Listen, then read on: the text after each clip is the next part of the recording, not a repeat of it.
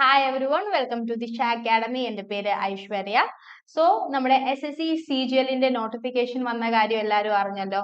അപ്പോൾ ഈ SSC CGLന് എങ്ങനെയാണ് അപ്ലൈ ചെയ്യേണ്ടതെന്ന് നമുക്കൊന്ന് നോക്കാം. അപ്പം എല്ലാവരും പെട്ടെന്ന് തന്നെ അപ്ലൈ ചെയ്യുക. ലാസ്റ്റ് ടൈമിലേക്ക് വെയിറ്റ് ചെയ്യരുത്.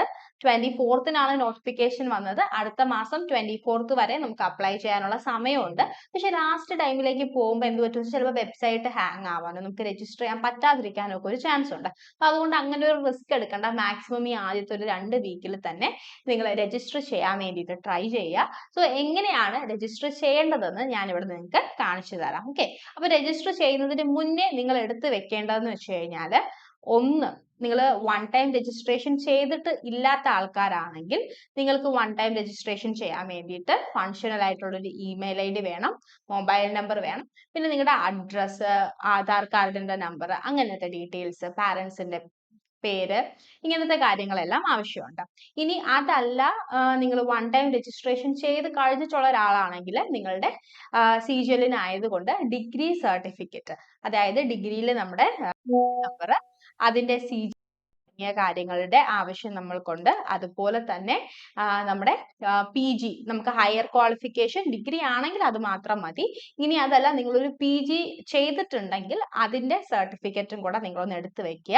ഇത്രയും കാര്യങ്ങൾ ഉണ്ടെങ്കിൽ നമുക്ക് ഈസി ആയിട്ട് രജിസ്റ്റർ ചെയ്ത് പോവാം. അപ്പൊ എങ്ങനെയാണ് രജിസ്റ്റർ ചെയ്യേണ്ടതെന്ന് ഞാൻ കാണിച്ചു തരാം. നമ്മൾ ഗൂഗിൾ ക്രോമിൽ ആദ്യം ssc.gov.in എന്ന് ടൈപ്പ് ചെയ്യുക.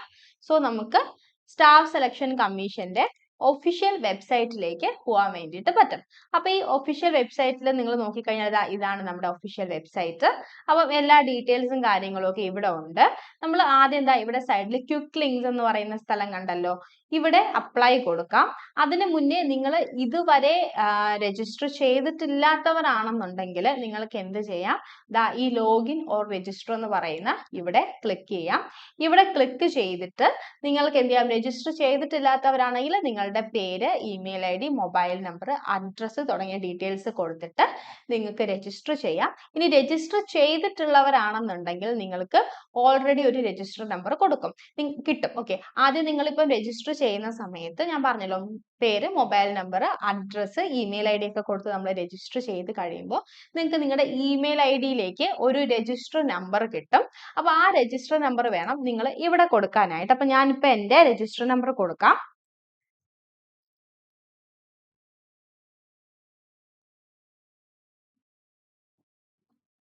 അത് കഴിഞ്ഞിട്ട് നമ്മൾ നമ്മുടെ പാസ്വേഡ് കൊടുക്കണം. ഓക്കെ, നമ്മുടെ പാസ്വേഡും കൂടെ കൊടുക്കാം. പാസ്വേഡ്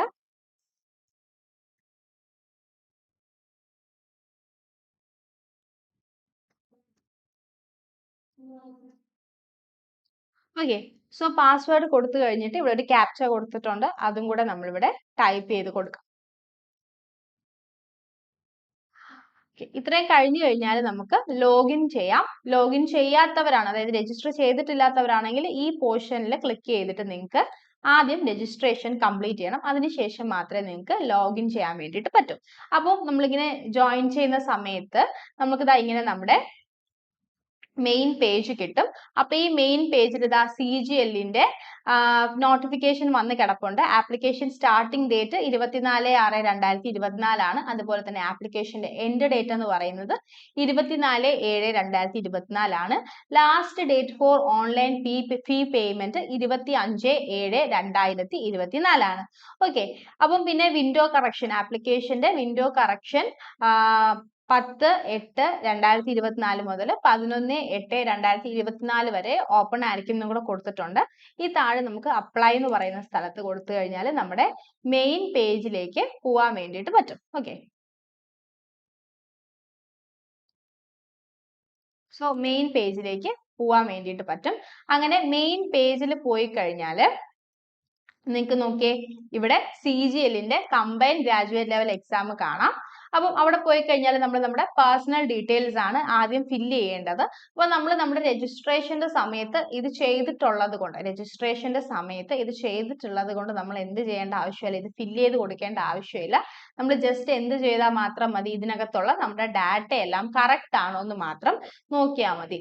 ഓക്കെ, അപ്പം ഫസ്റ്റ് എൻ്റെ ഡാറ്റ എല്ലാം കറക്റ്റ് ആണ്, അതുകൊണ്ട് ഞാനത് സേവ് ചെയ്തു. നെക്സ്റ്റ് സ്റ്റെപ്പിലേക്ക് പോയി. അവിടെ നമ്മൾ എഡ്യൂക്കേഷണൽ ഡീറ്റെയിൽസ് ആണ് കൊടുക്കേണ്ടത്. നമ്മളുടെ ഹയസ്റ്റ് എഡ്യൂക്കേഷണൽ ക്വാളിഫിക്കേഷൻ എന്താണെന്നാണ് ഇവിടെ ചോദിച്ചിരിക്കുന്നത്. അപ്പൊ എൻ്റെ ഹയസ്റ്റ് എഡ്യൂക്കേഷണൽ ക്വാളിഫിക്കേഷൻ എന്ന് പറയുന്നത് പോസ്റ്റ് ഗ്രാജുവേഷൻ ആണ്. ഞാൻ അത് കൊടുത്തു. ക്വാളിഫയിങ് എഡ്യൂക്കേഷണൽ ക്വാളിഫിക്കേഷൻ ചോദിച്ചിട്ടുണ്ട്. അതായത് എനിക്കിപ്പോൾ SSC CGL എഴുതാൻ വേണ്ടിയിട്ട് വേണ്ടത് ഒരു ഡിഗ്രി ആണ് അല്ലേ. അപ്പൊ ഞാൻ ഗ്രാജുവേഷൻ കഴിഞ്ഞ ആളാണ്, ഞാൻ ഗ്രാജുവേഷൻ കൊടുത്തു. അത് കഴിഞ്ഞ് EQ സ്റ്റാറ്റസ് ചോദിച്ചിട്ടുണ്ട്. ഞാനിപ്പോൾ ഓൾറെഡി എക്സാം എഴുതാൻ പോണ ആളാണോ അല്ലെങ്കിൽ പാസ്സായി കഴിഞ്ഞോ എന്നാണ് ചോദിക്കുന്നത്. അപ്പൊ ഞാൻ പാസ്സായ ആളാണ്, പാസ്റ്റ് കൊടുത്തു. പാസിംഗ് ഇയർ ചോദിക്കുന്നുണ്ട്. ഇപ്പൊ ചോദിച്ചേക്കുന്നതിന്റെ ക്വാളിഫയിങ് എഡ്യൂക്കേഷണൽ ക്വാളിഫിക്കേഷന്റെ കാര്യമാണ്. അതായത് ഞാൻ ഗ്രാജുവേഷൻ ഡിഗ്രി കഴിഞ്ഞത് ഏത് വർഷമാണെന്നാണ് ചോദിച്ചേക്കുന്നത്. അപ്പോൾ എൻ്റെ പാസിംഗ് ഇയർ എന്ന് പറയുന്നത് 2020 ആണ്. അത് കഴിഞ്ഞ് അതും കൊടുത്തു. അത് കഴിഞ്ഞ് ഞാൻ പഠിച്ച സ്റ്റേറ്റ്, ഏത് സ്റ്റേറ്റിലാണ് ഞാൻ പഠിച്ചത്, സ്റ്റേറ്റ് അല്ലെങ്കിൽ യൂണിയൻ ടെറിട്ടറി ആണ് ചോദിച്ചിരിക്കുന്നത്. അപ്പൊ ഞാൻ പഠിച്ചത് സ്റ്റേറ്റ് കൊടുത്തു. സ്റ്റേറ്റ് കൊടുത്തു കഴിഞ്ഞിട്ട് യൂണിവേഴ്സിറ്റി അല്ലെങ്കിൽ ഇൻസ്റ്റിറ്റ്യൂട്ട് ചോദിക്കുന്നുണ്ട്. അപ്പൊ നമ്മൾ നമ്മുടെ യൂണിവേഴ്സിറ്റിയും കൂടെ കൊടുക്കണം. ഓക്കെ,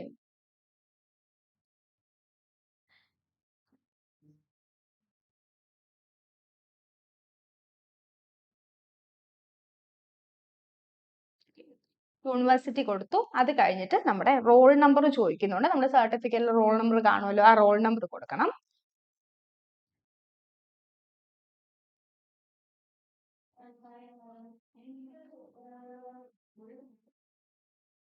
റോൾ നമ്പർ കൊടുത്തിട്ട് നമ്മുടെ പെർസെൻറ്റേജ് അതുപോലെ തന്നെ CGPA ചോദിക്കുന്നുണ്ട്.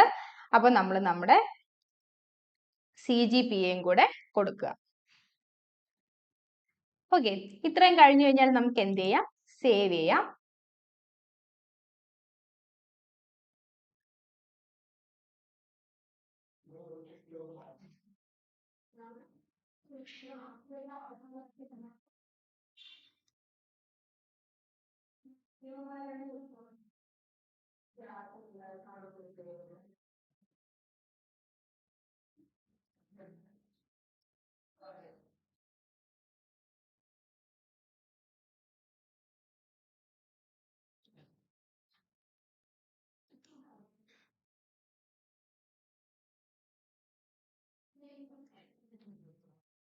ഓക്കെ, നിങ്ങൾ CGPA കൊടുക്കുമ്പോൾ ഇങ്ങനെ പോയിന്റ് കൊടുക്കാൻ പാടില്ല കേട്ടോ. സിംഗിൾ ഡിജിറ്റ് വേണം കൊടുക്കാൻ. സിംഗിൾ ഡിജിറ്റ് കൊടുത്തിട്ട് നിങ്ങൾക്ക് സേവ് ചെയ്യാം. ഓക്കെ, സേവ് ചെയ്തു. സേവ് ചെയ്ത് കഴിഞ്ഞിട്ട് നമ്മൾ അടുത്ത അഡീഷണൽ ഇൻഫർമേഷൻസിലേക്ക് പോവാം. അഡീഷണൽ ഇൻഫർമേഷൻസിലേക്ക് വരുമ്പം whether you are ex servicemen എന്ന് ചോദിച്ചിട്ടുണ്ട്. അപ്പം അല്ല. ഏജ് റിലാക്സേഷൻ സീക്ക് ചെയ്യുന്നുണ്ടോ എന്ന് ചോദിച്ചിട്ടുണ്ട്. നിങ്ങൾക്ക് എക്സ് സർവീസ്മെൻ ആണെങ്കിൽ അത് എസ് അല്ലെങ്കിൽ നോ കൊടുക്കാം. നോർമലി ഇപ്പം സർവീസിലൊന്നും ഇല്ലാത്ത ആളാണെങ്കിൽ നിങ്ങൾക്ക് നോ കൊടുക്കാം. അതുപോലെ തന്നെ ഏജ് റിലാക്സേഷൻ ചോദിക്കുന്നുണ്ടോ, സീക്ക് ചെയ്യുന്നുണ്ടോ എന്ന് ചോദിക്കുന്നുണ്ട്. അപ്പൊ ഏജ് റിലാക്സേഷൻ ആണെങ്കിലും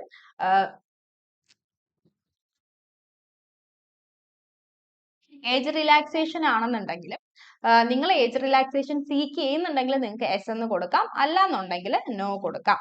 അത് കഴിഞ്ഞിട്ട് നമ്മളോട് പിന്നെ പേഴ്സണൽ ഇൻഫർമേഷൻ അവൈലബിൾ ആക്കണോ വേണ്ടയോ എന്ന് ചോദിച്ചിട്ടുണ്ട്. അത് നിങ്ങൾക്ക് എസ് ഓർ നോ നിങ്ങളുടെ അനുസരിച്ച് കൊടുക്കാം. അത് കഴിഞ്ഞിട്ട് ഇത് സേവ് ചെയ്ത് നമുക്ക് നെക്സ്റ്റ് പേജിലേക്ക് പോവാം.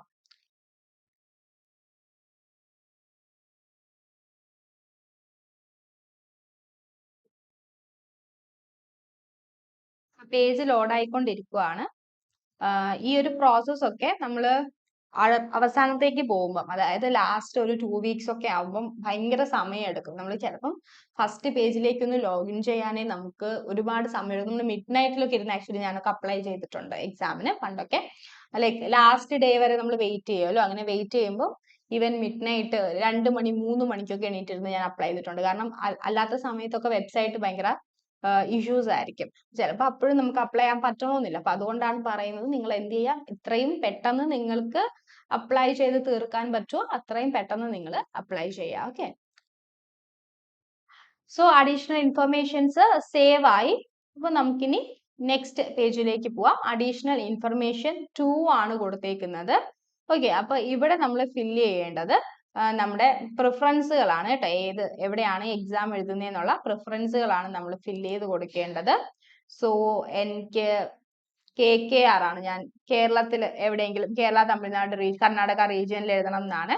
അപ്പൊ ഞാൻ എന്ത് ചെയ്യുവാണ്, എന്റെ പ്രിഫറൻസ് അനുസരിച്ച് ഞാൻ എക്സാം സെന്റേഴ്സ് കൊടുക്കുവാണ്. ഓക്കെ, KKR റീജിയനിൽ നമ്മുടെ കേരളത്തിൽ ഒരുപാട് സ്ഥലത്ത് നമുക്ക് സെന്റേഴ്സ് ഉണ്ട്. ഇപ്പം ട്രിവാൻഡ്രത്ത് സെന്റർ ഉണ്ട്, അതുപോലെ തന്നെ കൊല്ലത്ത് സെന്റർ ഉണ്ട്. അപ്പൊ നമ്മുടെ കൺവീനിയൻസ് അനുസരിച്ച് നമുക്ക് ഇഷ്ടമുള്ള സ്ഥലത്ത് നമുക്ക് എന്ത് ചെയ്യാം, നമ്മുടെ പ്രിഫറൻസ് അനുസരിച്ച് കൊടുക്കാം. ഓക്കെ, KKR റീജിയനിൽ തന്നെ ഇപ്പോൾ കേരളത്തിൽ നോക്കിക്കഴിഞ്ഞാൽ നമുക്ക് തൃശ്ശൂർ സെന്റർ ഉണ്ട്, പിന്നെ ട്രിവാൻഡ്രം സെന്റർ ഉണ്ട്, കോട്ടയം സെന്റർ ഉണ്ട്, കോഴിക്കോട് സെന്റർ ഉണ്ട്, പിന്നെ എറണാകുളം സെന്റർ ഉണ്ട്. ഓക്കെ, അങ്ങനെ ഒരുപാട് സ്ഥലത്ത് ഏകദേശം എല്ലായിടത്തും തന്നെ നമുക്ക് സെന്റർ ഉണ്ട്. അപ്പൊ നിങ്ങൾക്ക് ഇതിനകത്ത് എവിടെ വേണോ അവിടെ നിങ്ങൾക്ക് നമ്മുടെ പ്രിഫറൻസ് അനുസരിച്ച് കൊടുക്കാം കേട്ടോ.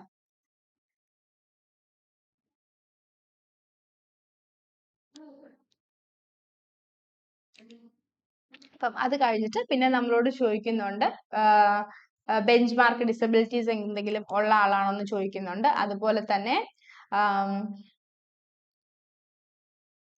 ഫിസിക്കൽ ലിമിറ്റേഷൻ എന്തെങ്കിലും ഉണ്ടോ എന്ന് ചോദിക്കുന്നുണ്ട്. ഇതിന്റെ ഡീറ്റെയിൽസ് ഒക്കെ നിങ്ങൾക്ക് നോട്ടിഫിക്കേഷൻ നോക്കിക്കഴിഞ്ഞാൽ കിട്ടും കേട്ടോ. സ്ക്രൈബിന്റെ ആവശ്യം ഉണ്ടോ എന്ന് ചോദിക്കുന്നുണ്ട്. സ്ക്രൈബിന്റെ ആവശ്യം ഇല്ലാത്തവരാണ്, എന്തെങ്കിലും ഡിസബിലിറ്റീസ് ഒക്കെ ഉള്ളവരാണെങ്കിൽ മാത്രമേ നമുക്ക് സ്ക്രൈബിന്റെ ആവശ്യമുള്ളൂ.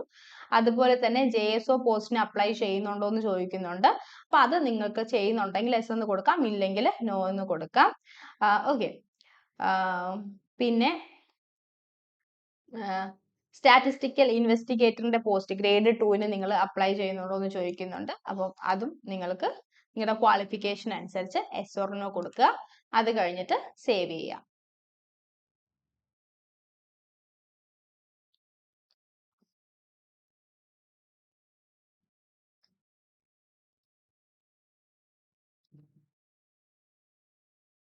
സേവ് ആവുന്നുണ്ട്. ഇനി കാര്യമായിട്ടൊന്നുമില്ല, നമുക്ക് വളരെ പെട്ടെന്ന് തന്നെ ഇതിൻ്റെ അകത്തെ എല്ലാ പ്രൊസീജിയേഴ്സും നമുക്ക് തീർക്കാൻ വേണ്ടിയിട്ട് പറ്റും.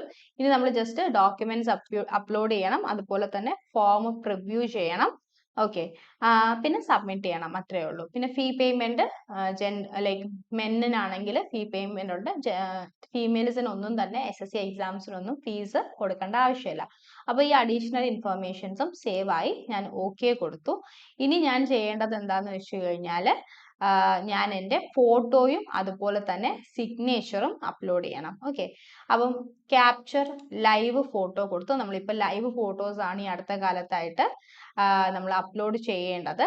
ഓക്കെ, അപ്പം ഞാൻ ഇവിടെ എന്താ ചെയ്യണമെന്ന് വെച്ച് കഴിഞ്ഞാൽ എനിക്കിവിടെ സ്ക്രീൻ ഉള്ളത് കൊണ്ട് ഞാൻ എൻ്റെ ഫോണിൽ നിന്നിട്ട് ഫോട്ടോ അപ്ലോഡ് ചെയ്യാമെന്ന് വിചാരിക്കുകയാണ് കേട്ടോ. നിങ്ങൾക്കും ഫോണിൽ നിന്ന് ഫോട്ടോ അപ്ലോഡ് ചെയ്യുന്നതായിരിക്കും എപ്പോഴും നല്ലത്. കാരണം നിങ്ങൾക്ക് നല്ല സ്ക്രീനും അതുപോലെ തന്നെ നിങ്ങൾ ബാക്കിൽ നിങ്ങൾക്ക് വൈറ്റ് ബാക്ക്ഗ്രൗണ്ട് വേണം. പിന്നെ ലാപ്ടോപ്പ് ആണെങ്കിൽ ലൈറ്റിന് എന്തെങ്കിലും ഇഷ്യൂ ഉണ്ടെന്നുണ്ടെങ്കിൽ നിങ്ങൾക്ക് അത് മോശമായിട്ട് നിങ്ങളെ ബാധിക്കും. ഓക്കെ, അപ്പം അതുകൊണ്ട് നിങ്ങളുടെ ആപ്ലിക്കേഷൻ ഒന്ന് റിജക്റ്റ് ആയി പോവാതിരിക്കാൻ വേണ്ടിയിട്ട് നിങ്ങൾ ഫോട്ടോ SSCയുടെ ആപ്പ് വഴി ഗവൺമെന്റ് ഓഫ് ഇന്ത്യയുടെ സ്റ്റാഫ് സെലക്ഷൻ കമ്മീഷന്റെ ആപ്പ് ഉണ്ട്.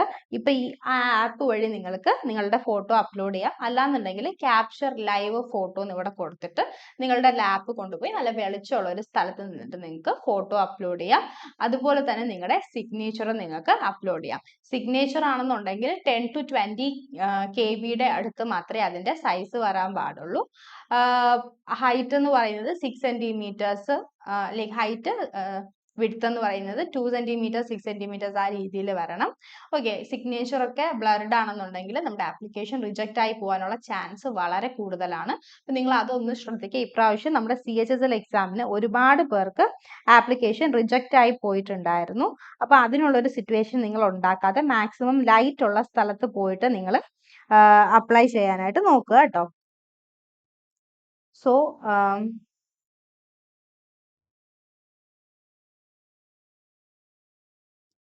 നിങ്ങൾക്ക് നോക്കിക്കഴിഞ്ഞാൽ ഇതാ ഇവിടെ തന്നെ കാണാം എങ്ങനെയാണ് ലൈവ് ഫോട്ടോയും സിഗ്നേച്ചറും അപ്ഡേറ്റ് ചെയ്യേണ്ടത് എന്നുള്ള ഡീറ്റെയിൽസ്. അപ്പോൾ ഇവിടെ പറഞ്ഞിട്ടുണ്ട് find a place with good light and plain background, ensure the camera is at your eye level before capturing the photo. അപ്പം നിങ്ങളുടെ ക്യാമറ ഐ ലെവൽ ആയിരിക്കണം, നേരെ നോക്കി മാത്രമേ ഫോട്ടോ എടുക്കാൻ പാടുള്ളൂ. താഴോട്ടൊക്കെ നോക്കി കണ്ണ് അടഞ്ഞിരിക്കുന്ന പോലെ വരാൻ പാടില്ല. Position yourself directly in front of camera and look straight. അപ്പൊ ക്യാമറയുടെ ഫ്രണ്ടിൽ നിൽക്കുക, എന്നിട്ട് ഡയറക്റ്റ് ആയിട്ട് നേരെ നോക്കി വേണം ഫോട്ടോ എടുക്കാൻ. Ensure that your face is fully inside the red rectangular area delineated by the camera and it is neither too close or neither too far. അപ്പം നമ്മൾ ഒരുപാട് ദൂരെ വെച്ചും എടുക്കാൻ പാടില്ല, ഒരുപാട് അടുത്ത് വെച്ചും എടുക്കാൻ പാടില്ല. നമ്മൾ ശരിക്കും നമുക്കൊരു പാസ്പോർട്ട് സൈസ് ഫോട്ടോയിൽ വരുന്ന ഒരു റീജിയൻ ഉണ്ടല്ലോ, അതായത് നമ്മുടെ തല കംപ്ലീറ്റ് വരണം, പിന്നെ നമ്മുടെ ഒരു ഷോൾഡറിന്റെ ആ ഒരു ഭാഗം വരെ വരുന്ന ഒരു ഡിസ്റ്റൻസിൽ വേണം നമ്മൾ ക്യാമറ വെച്ചിട്ട് എടുക്കാനായിട്ട്. Candidate shouldn't wear a cap, mask or glasses, spectacles while capturing the photo. തൊപ്പി, മാസ്ക്, കണ്ണാടി ഇതൊന്നും വെച്ച് നിങ്ങൾ ഫോട്ടോ എടുക്കാൻ പാടില്ല. അങ്ങനെ എടുത്തു കഴിഞ്ഞാൽ ഉറപ്പായിട്ടും നിങ്ങളുടെ ആപ്ലിക്കേഷൻ റിജക്റ്റ് ആവും. Okay, so in no case should the candidate capture photograph of his or her pre-existing photograph. All such application where the photograph of his or her pre-existing photograph captured will be rejected. പഴയ photos upload ചെയ്യാൻ നമ്മൾ എടുത്തു വെച്ച് നേരത്തെ ഫോണിൽ save ചെയ്ത് വെച്ചിട്ടുള്ള photos upload ചെയ്യുന്ന കേസുകൾ ഉണ്ടെങ്കിൽ ഉറപ്പായിട്ടും ആ ആപ്ലിക്കേഷൻ റിജക്റ്റ് ആവും. അപ്പോൾ ഫോട്ടോ എടുക്കുന്ന കാര്യം നിങ്ങളൊന്ന് നല്ല രീതിയിൽ ചെയ്യുക. ഇനി നിങ്ങൾക്ക് ആപ്പ് വഴിയാണ് ഫോട്ടോ എടുക്കേണ്ടതെന്നുണ്ടെങ്കിൽ നിങ്ങൾ ജസ്റ്റ് പ്ലേ സ്റ്റോറിൽ കയറിയിട്ട് ആപ്പ് ഡൗൺലോഡ് ചെയ്യുക. ആപ്പ് ഡൗൺലോഡ് ചെയ്തിട്ട് ആ ആപ്പിനകത്ത് നിങ്ങൾക്ക് സ്റ്റാഫ് സെലക്ഷൻ കമ്മീഷന്റെ ആപ്പാണ്, ഇത് ഡൗൺലോഡ് ചെയ്ത് കഴിഞ്ഞു കഴിഞ്ഞാൽ നിങ്ങളുടെ രജിസ്റ്റർ നമ്പറും അതുപോലെ തന്നെ പാസ്വേഡും ചോദിക്കും. അത് നിങ്ങൾ കൊടുത്തു കഴിഞ്ഞാൽ ആ ആപ്പിനകത്ത് കയറുമ്പോൾ തന്നെ നിങ്ങൾക്ക് കമ്പൈൻഡ് ഗ്രാജുവേറ്റ് ലെവൽ എക്സാമിനേഷൻ എന്ന് പറഞ്ഞിട്ട് ഒരു നിങ്ങൾ അപ്ലൈ ചെയ്തുകൊണ്ടിരിക്കുകയാണെങ്കിൽ അതിന് ഫോട്ടോ ക്യാപ്ചർ ചെയ്യാനുള്ള ഒരു ഓപ്ഷൻ ഓപ്പൺ ആയിരിക്കും. നിങ്ങൾ ജസ്റ്റ് അതിൽ ക്ലിക്ക് ചെയ്തിട്ട് ലൈറ്റ് ഉള്ള സ്ഥലത്ത് പോയിട്ട് ഫോട്ടോ എടുത്ത് അപ്ലോഡ് ചെയ്താൽ മതി കേട്ടോ. ഞാൻ ജസ്റ്റ് ഫോട്ടോ അപ്ലോഡ് ചെയ്യാം. ഫോട്ടോ അപ്ലോഡ് ചെയ്തതിന് ശേഷം നമുക്ക് നെക്സ്റ്റ് സ്റ്റെപ്പിലേക്ക് പോവാം. അപ്പൊ എന്റെ ഫോട്ടോ ഒക്കെ അപ്ലോഡ് ആയിട്ടുണ്ട്. അപ്പൊ നിങ്ങൾക്ക് ഇനി ഡയറക്റ്റ് ആയിട്ട് ഞാൻ പറഞ്ഞതുപോലെ തന്നെ ഈ ലൈവ് ക്യാപ്ചർ ലൈവ് ഫോട്ടോ വഴി ഫോട്ടോ എടുക്കാൻ പറ്റിയില്ലെങ്കിൽ നിങ്ങൾ ആപ്പ് ഡൗൺലോഡ് ചെയ്യുക. ഈ QR കോഡ് കണ്ടു, ഈ QR കോഡ് നിങ്ങളുടെ ഫോണിൽ സ്കാൻ ചെയ്ത് കഴിഞ്ഞാൽ നിങ്ങൾക്ക് ഡയറക്റ്റ് ആയിട്ട് ആപ്പിന്റെ ലിങ്ക് കിട്ടും, ആപ്പ് ഡൗൺലോഡ് ചെയ്യാൻ വേണ്ടിയിട്ട് പറ്റുന്നത്. അത് കഴിഞ്ഞിട്ട് നമ്മൾ സിഗ്നേച്ചറും കൂടെ സേവ് ചെയ്യണം. സോ സിഗ്നേച്ചറും കൂടെ സേവ് ചെയ്യുക. 10 to 20 KB ഇടയിലായിരിക്കണം നമ്മുടെ സിഗ്നേച്ചറും കൂടെ സേവ് ചെയ്ത് കഴിഞ്ഞാൽ സേവ് നെക്സ്റ്റ് കൊടുക്കും. ഓക്കെ, അപ്പൊ ഫോട്ടോയും സിഗ്നേച്ചറും സക്സസ്ഫുൾ ആയിട്ട് സേവ് ചെയ്തു. അത് കഴിഞ്ഞിട്ട് പിന്നെ നമുക്ക് പ്രിവ്യൂ ഫോം ആണ് വരുന്നത്. നമ്മുടെ എല്ലാ ഡീറ്റെയിൽസും ഇതുവരെ കൊടുത്തതൊക്കെ കറക്റ്റ് ആണെന്ന് നമ്മളൊന്ന് ചെക്ക് ചെയ്യണം. അപ്പൊ ഇതിനകത്ത് ഫാദറിന്റെ നെയിം, മദറിന്റെ നെയിം, വയസ്സ്, കാറ്റഗറി, നാഷണാലിറ്റി, നമ്മുടെ ഐഡന്റിഫിക്കേഷൻ മാർക്ക്, നമ്മൾ പാസ്സായ വർഷം, അങ്ങനെ എല്ലാ കാര്യങ്ങളും ചോദിക്കുന്നുണ്ട്. ഓക്കെ, അപ്പൊ അതൊക്കെ നമ്മൾ ഫില്ല് ചെയ്യുക. ഫില്ല് ചെയ്ത് കഴിഞ്ഞതിന് ശേഷം ഓൾറെഡി ഫില്ല് ചെയ്തതാണ്, അത് വരും. അത് കഴിഞ്ഞിട്ട് നമ്മുടെ എല്ലാ ഇൻഫോർമേഷൻസും അഡീഷണൽ ഇൻഫോർമേഷൻസും കറക്റ്റ് ആണെന്ന് നമ്മൾ ജസ്റ്റ് ഒന്ന് ചെക്ക് ചെയ്യണം.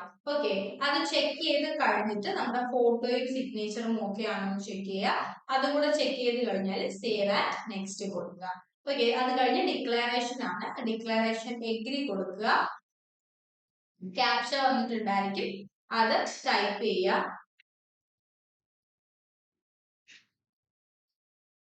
ക്യാപ്ച ടൈപ്പ് ചെയ്ത് കഴിഞ്ഞാൽ സേവ് ആൻഡ് നെക്സ്റ്റ് കൊടുക്കുക. ഓ receive successfully, content verification pending എന്ന് കാണിക്കും. ഓക്കെ, അത് കഴിഞ്ഞിട്ട് നമുക്ക് പ്രിന്റ് ആപ്ലിക്കേഷൻ കൊടുക്കാം. നമ്മുടെ ആപ്ലിക്കേഷൻ റെഡി ആയിട്ടുണ്ടായിരിക്കും. ഇനി മെയിൽ കാൻഡിഡേറ്റ്സിന് അതുപോലെ തന്നെ, അതായത് ജനറൽ കാൻഡിഡേറ്റ്സിന് എല്ലാവർക്കും ആപ്ലിക്കേഷൻ ഫീസ് ഉണ്ടായിരിക്കും. അപ്പൊ ഇത് കഴിഞ്ഞ് കഴിഞ്ഞാൽ ഫീ പേയ്മെന്റിന് ലിങ്ക് ആയിരിക്കും കിട്ടുന്നത്. നിങ്ങൾക്ക് ആ ലിങ്കിലേക്ക് പോയിട്ട് ഫീ പേയ്മെന്റ് കൂടെ ചെയ്താൽ മതിയായിരിക്കും. മെയിൽ കാൻഡിഡേറ്റ്സ് ആണെങ്കിൽ, ജനറൽ കാൻഡിഡേറ്റ്സ് ഒക്കെ. ഫീമെയിൽ കാൻഡിഡേറ്റ്സിന് ആർക്കും തന്നെ ഫീസ് ഇല്ല. ഓക്കെ, അപ്പൊ ഇങ്ങനെയാണ് നമ്മൾ നമ്മുടെ SSC CGL അപ്ലൈ ചെയ്യേണ്ടത്. നിങ്ങൾക്ക് ക്ലിയർ ആയി എന്ന് ഞാൻ വിചാരിക്കുന്നു. ഓക്കെ, ഇടയ്ക്ക് കുറച്ച് സമയം ഇങ്ങനെ ഫോട്ടോ അപ്ലോഡ് ചെയ്യുന്ന സമയത്തൊക്കെ ചെറിയ ലാഗും കാര്യങ്ങളും ഒക്കെ ഉണ്ടാവുന്നുണ്ട്. നിങ്ങൾ മാക്സിമം നല്ല നെറ്റ്വർക്ക് ഉള്ള സ്ഥലത്ത് ഇരുന്ന് ചെയ്യാൻ വേണ്ടിയിട്ട് നോക്കുക. നിങ്ങൾ ഫോട്ടോ അപ്ലോഡ് ചെയ്യുന്ന സമയത്ത് ലൈറ്റ് ഫോട്ടോ എടുക്കുമ്പോൾ ലൈറ്റ് ഉള്ള സ്ഥലത്ത് തന്നെ ഇരിക്കുക. ഏറ്റവും നല്ല ലൈറ്റ് ഉള്ള രീതിയിൽ ഒരു പ്രോപ്പർ ഡിസ്റ്റൻസിൽ ഐ കോണ്ടാക്ട് മെയിൻറ്റെയിൻ ചെയ്ത് ഫോട്ടോ എടുക്കാൻ വേണ്ടിയിട്ട് ട്രൈ ചെയ്യണം കേട്ടോ. ഇനി സപ്പോസ് നിങ്ങൾക്ക് ലാബിലെ ഫോട്ടോയ്ക്ക് ഒരു ക്ലാരിറ്റി കുറവ് പോലെ തോന്നിയാൽ നിങ്ങൾ ഫോണിൽ എടുക്കുന്നതായിരിക്കും നല്ലത്. നിങ്ങൾക്ക് ആപ്പ് ഡൗൺലോഡ് ചെയ്യുക. ആപ്പ് ഡൗൺലോഡ് ചെയ്യാൻ വേണ്ടിയിട്ട് നമ്മൾ ഫോട്ടോ അപ്ലോഡ് ചെയ്യേണ്ട ആ സ്ഥലത്ത് തന്നെ ഒരു QR കോഡ് ഉണ്ട്. ആ QR കോഡ് ജസ്റ്റ് ഒന്ന് സ്കാൻ ചെയ്ത് കഴിഞ്ഞാൽ നിങ്ങൾ ആപ്പിന്റെ ഡയറക്റ്റ് ലിങ്കിലേക്ക് പോകും. അവിടെ നിങ്ങൾക്ക് രജിസ്റ്റർ നമ്പറും പാസ്വേഡും നമ്മുടെ SSCയുടെ തന്നെ നമ്മൾ ആദ്യം കൊടുത്തിട്ടില്ല, ആ രജിസ്റ്റർ നമ്പറും പാസ്വേഡും കൊടുത്താൽ അകത്ത് കയറാം. അകത്ത് കയറി കഴിഞ്ഞാൽ CGLന്റെ ആപ്ലിക്കേഷൻ ഫോം എന്ന് തന്നെ കാണിക്കും. അവിടെ നിന്ന് നിങ്ങൾക്ക് ഫോട്ടോ ക്യാപ്ചർ ചെയ്യാനുള്ള ഓപ്ഷൻ ഉണ്ടായിരിക്കും. നിങ്ങൾക്ക് ഫോട്ടോ ക്യാപ്ചർ ചെയ്യാം. ക്യാപ്ചർ ചെയ്ത് ആപ്പിൽ ചെയ്ത് കഴിഞ്ഞാൽ ഡയറക്റ്റ് ആയിട്ട് ആ ഫോട്ടോ ഇവിടെ തന്നെ അപ്ലോഡ് ആകും. ഡയറക്റ്റ് നമ്മുടെ ഫോട്ടോ എടുത്താൽ ഇവിടെ നമുക്ക് അപ്ലോഡ് ആയി കിട്ടും. അത് അപ്ലോഡ് ആകുന്നില്ല എന്നുണ്ടെങ്കിൽ നിങ്ങൾ കുറച്ച് സമയം ഒന്ന് വെക്കുക. അതിനുശേഷം നമ്മുടെ പേജ് ഒന്ന് റിഫ്രഷ് ചെയ്ത് കൊടുത്താൽ മതി, അപ്പോഴേക്കും ആയി കിട്ടും കേട്ടോ. അപ്പം എല്ലാവരും ഇനി ധൈര്യമായിട്ട് അപ്ലൈ ചെയ്തോളൂ. നിങ്ങൾക്ക് അത്യാവശ്യം വേണ്ട ഡോക്യുമെന്റ്സ് ഒക്കെ എടുത്ത് വെക്കുക. നിങ്ങളുടെ സർട്ടിഫിക്കറ്റ് ഡീറ്റെയിൽസും കാര്യങ്ങളും ഒക്കെ എടുത്ത് വെക്കുക. ഡിഗ്രി സർട്ടിഫിക്കറ്റിന്റെ അക്കൗണ്ട് നമ്പർ കാര്യങ്ങളൊക്കെ എടുത്ത് വെക്കുക. രജിസ്റ്റർ ചെയ്തിട്ടില്ലാത്തവരാണെങ്കിൽ ആദ്യം രജിസ്റ്റർ ചെയ്തതിന് ശേഷം വേണം ഈ പ്രോസസ്സ് ചെയ്യാൻ വേണ്ടിയിട്ട്. So happy learning, all the best.